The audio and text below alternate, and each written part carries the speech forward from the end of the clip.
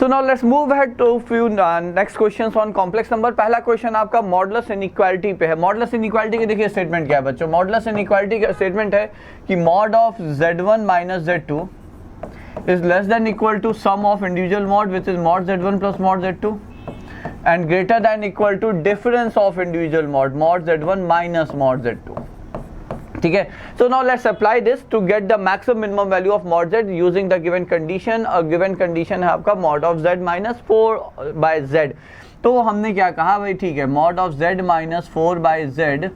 अब पहले को mod z को I assume it, I take it as z1, and 4 by z को I'm taking it as z2.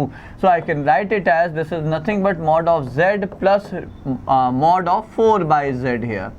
Okay, and this is greater than equal to, of course, mod of z minus mod of 4 by z and whole within this mod.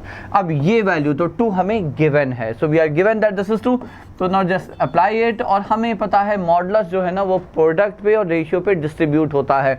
So we can write mod of 4 is of course 4. 4 is a real number. So this is mod of z and this is greater than equal to.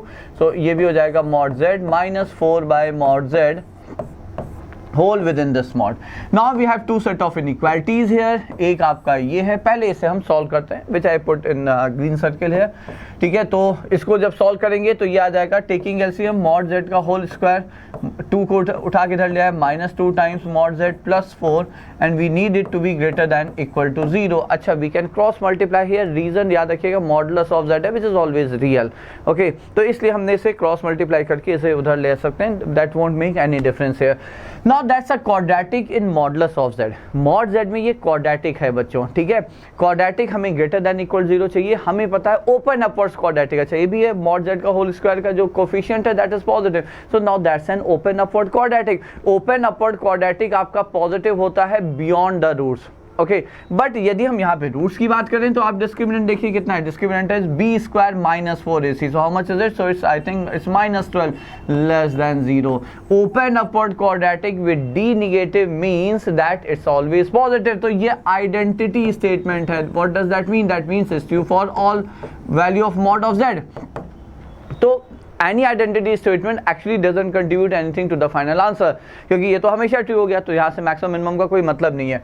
मतलब ये हुआ कि अब हमें जो दूसरा set ये inequality है इसे सॉल्व करना है. So what is it? तो this is mod of mod z minus 4 by mod z is less than equal to 2, or and we know what mod p is less than equal to k imply p lie between k and minus k. तो ये आगे फिर से ये break हो जाती है दो सेट ऑफ इनइक्वालिटीज में. What are they?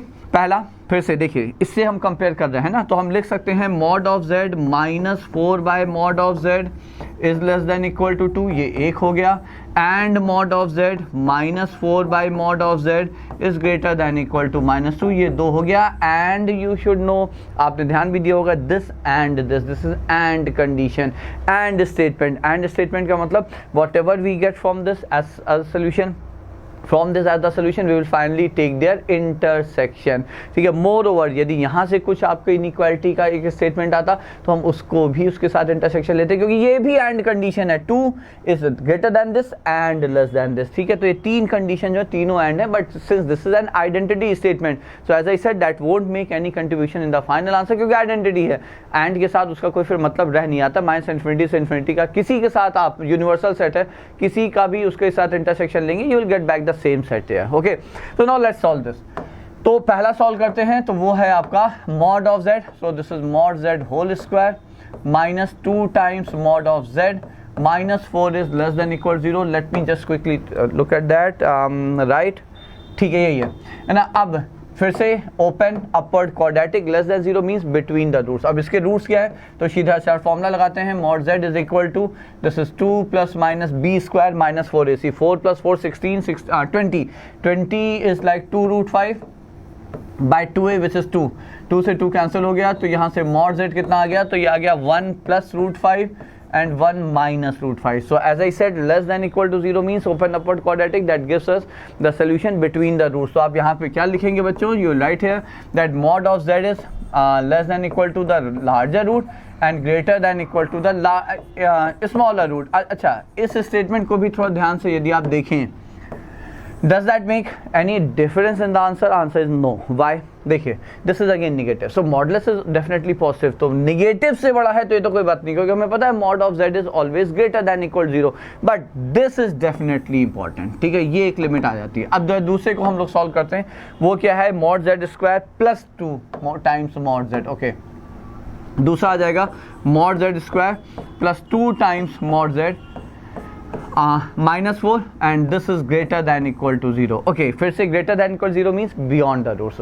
फाइन.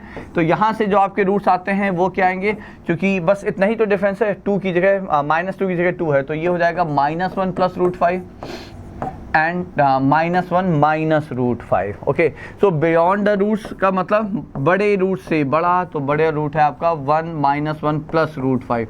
अच्छा, छोटे रूट से छोटे का कोई सवाल ही नहीं उठा. mod z छोटा रूट निगेटिव है, -1 minus √5 is a negative root, तो mod z definitely can't be less than that because mod is always greater than equal to 0. तो ये आपकी दूसरी कंडीशन आ गई. एंड एज आई सेड, हमें एंड कंडीशन चाहिए, तो इससे बड़ा और इससे छोटा. ठीक है, तो आपका रेंज आ जाता है mod of z is less than 1 plus √5, of course less than equal to, and greater than equal to -1 plus √5. okay, just a minute. So this is greater than equal to -1 plus √5. तो अब यहाँ से आपको maximum minimum value दोनों दिख गए बच्चों in one को. ये हो गई आपकी इसकी maximum value of mod of z. ठीक है, और यहाँ पे ये हो जाती है फिर आपकी ये minimum value of mod of z. So that's the first question based on modulus inequalities. Fine. चलिए अब देखते हैं जरा, जस्ट अ मिनट अगेन.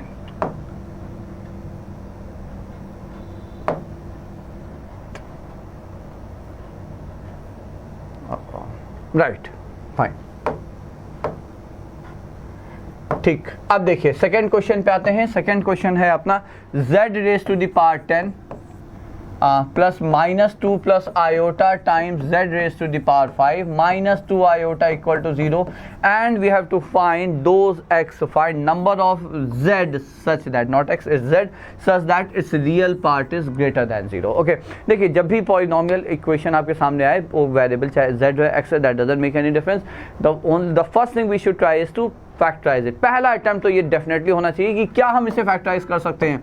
ठीक है, तो अब यहाँ पे दिख रहा है एक ये टर्म उठा लिया, तो z इस पावर 5 कॉमन ले लिया, ये आ गया z इस पावर 5 -2. इसमें देखिए, आप ध्यान से देखिए, आयोटा कॉमन ले लीजिए, देखिए फैक्टराइज हो गया, z इस पावर 5 -2 इक्वल टू 0. आपके दो फैक्टर्स आ गए, एक आपने इक्वल टू 0 किया तो एक ये आया, दूसरा इक्वल टू 0 किया तो z इस power 5 is equal to minus iota आया. तो ये दो इक्वेशन फाइनली हमारे पास आ जाते हैं. ठीक है, अब जो पहली इक्वेशन है z इस पावर 5, इसको हम लिख सकते हैं is equal to 2 raise power 1/5 whole raise power 5. ठीक, and then I can write it as, see I am transforming it to the form where we can use the concept of nth roots of unity. ठीक है, अब हम इसे जो bracket के अंदर है आपके एक्सपोनेंट में है बेस में, उसे हम कैपिटल Z मान लेंगे. तो ये आपकी इक्वेशन आ जाएगा capital Z is power 5 is equal to 1. Now how many roots it has, या what are the roots, we know 1 alpha square, alpha cube and alpha raise to the power 4. But r point, अच्छा √2 से multiply, √2 नहीं 2 raise power 1/5 से multiply भी कर देंगे तो भी क्या सिर्फ मैग्नीट्यूड में ही फर्क पड़ेगा. So this is this 2 raise power 1/5 times alpha and dot dot dot 2 raise power 1/5 times alpha raise power 4. ये आ गया. ठीक है, इससे ज़्यादा कोई डिफरेंस यहाँ आने वाला नहीं है. Just let me quickly erase this. ठीक है, अब देखिए पॉइंट ये है, जब हम रूट्स ऑफ इन्फिनिटी को आर्गन प्लेन पे, रूट्स ऑफ यूनिटी को rather, I am sorry, Argand plane पे मार्क करते हैं तो ज्योमेट्री हमें बताती है. देखिए 5 रूट्स ऑफ यूनिटी है, इसका मतलब we are going to get the vertices of pentagon, regular pentagon. Okay, पहला रूट 1 है. ठीक है, फिर अच्छा रेगुलर पेंटागन का मतलब जो सारे साइड्स हैं वो सेंटर पे, पेंटागन के सेंटर पे इक्वल एंगल बनाएंगे. सेंटर के अबाउट सारा एंगल 360 है, 5 इक्वल पार्ट में डिवाइड करेंगे 72. इसको आप 72 एंगल पे घुमाओगे, ये 72 डिग्री है, तो यहाँ पे कहीं अल्फा आ गया, फिर 72 पे अल्फा स्क्वायर आ गया. अच्छा, बाकी हमें पता है कि इसका मिरर इमेज ये हो गया तो अल्फा क्यूब, और इसका मिरर इमेज यहाँ कहीं हो जाएगा, ये अल्फा रेज पावर 4 है. I think that much is clear. ठीक है, अब इन चारों रूट्स को आप रूट 2 से मल्टीप्लाई कर दीजिए। ज़्यादा से ज़्यादा क्या, एज आई सेड मैग्नीट्यूड में डिफरेंस आएगा, मतलब ये जो रूट यहाँ पे हो सकता है यहाँ मार्क हो जाएगी, यहाँ पे आ जाएगा, ये थोड़े थोड़े बस ओरिजिन से डिस्टेंस उसी डायरेक्शन में बढ़ जाएंगे। ठीक है, बट हमारा क्वेश्चन क्या था, वी नीड दो Z whose real part is positive. Real part positive वाले हमें रूट्स चाहिए। तो रियल पार्ट पॉजिटिव वाला भाई एक रूट तो यही है भाई, ये तो रियल नंबर है और positive side of real axis है, तो ये तो रियल है, तो एक ही हो गया। End of course those roots या those z which lie on the right side of imaginary axis has their real part as positive। तो एक ये हो गया और एक ये हो गया। तो इस केस से so therefore z raised power 5 is equal to 2 gives us 3 roots for which real part is 0, for which their real part is greater than 0 rather। ठीक है, तो ये तो 3 मिल गए। अब आते हैं दूसरी इक्वेशन में। दूसरी इक्वेशन है आपका z raised to the power 5 is equal to minus iota. ठीक है, इसको हमने देखिए क्या लिखा, minus iota raised to the power 5। So I can write it as z over, again I am using the concept of roots of unity। फिर से ये 5 रूट आ गए। ठीक है, 5 रूट फिर से वही आएंगे, 1 alpha, alpha square, alpha cube, alpha rays power 4। But इस बार जब आप z लिखोगे तो ये हो जाएगा minus iota into alpha, minus iota into alpha square. ठीक है, एंड इसी प्रकार से होते होते minus iota times alpha raise to power 4। अब हमें ये देखना है कि इसमें कितने हैं जिसके रियल पार्ट पॉजिटिव है। अब समझिए, जब आप आयोटा से मल्टीप्लाई कर रहे हैं तो रियल इमेजिनरी बन जाएगा, इमेजिनरी रियल बन जाएगा। आप माइनस आयोटा से मल्टीप्लाई कर रहे हैं तो minus iota into iota makes the positive. Minus iota into iota is how much, minus iota square which is positive 1। मतलब ये जब ये यहाँ पे जो 5 रूट्स आए हैं, ये जब उन अल्फा से मल्टीप्लाई होंगे, लाइक जो अल्फा का इमेजिनरी पार्ट पॉजिटिव है, तो वो माइनस आयोटा से मल्टीप्लाई होने के बाद उनका रियल पार्ट पॉजिटिव हो जाएगा। और ऐसे कितने रूट्स हैं, ऐसे 2 रूट्स हैं जिनका इमेजिनरी पार्ट पॉजिटिव है, बोले तो they are about the real axis.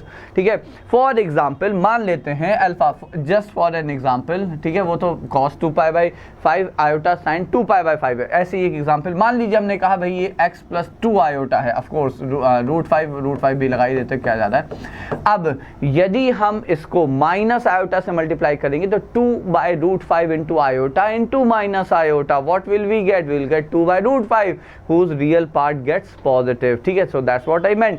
ठीक है, तो मतलब जिन 2 रूट्स के इमेजिनरी पार्ट पॉजिटिव हैं, जब वो माइनस आयोटा से मल्टीप्लाई होंगे there real part gate positive. तो यहाँ से फिर 2 रूट इसके आए। ठीक है, तो यहाँ पे 2 सच z, ऐसे 2 z हैं जिनका रियल पार्ट बच्चों पॉजिटिव है। तो टोटल कितने हुए, 3 उधर 2 इधर, and we get 5 such z। Okay, so those were 2 questions from complex number बच्चों।